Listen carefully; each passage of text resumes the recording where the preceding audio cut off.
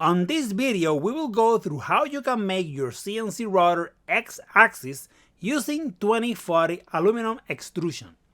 We will start with 3 pieces of set material. 2 of them are 1000mm long and the third one is 700mm long.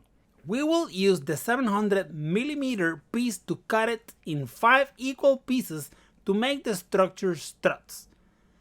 After cutting my 700mm long extrusion, my struts measure exactly 133mm each.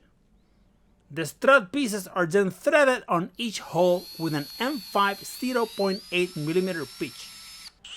Make sure to use cutting oil when tapping the holes. The 100mm pieces will be cut in the PCNC 1100 CNC milling machine with the pockets in the correct places so we can firmly attach the struts. Once we have all the parts cut and prepared, it is a matter of positioning them in place and bolting them together.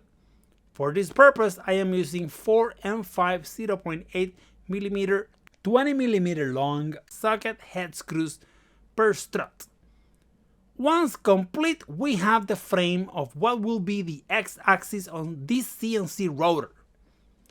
It may seem that we are missing one part, but that part will be covered on the next video. Thank you for watching this video. I'm gonna see you on the next one.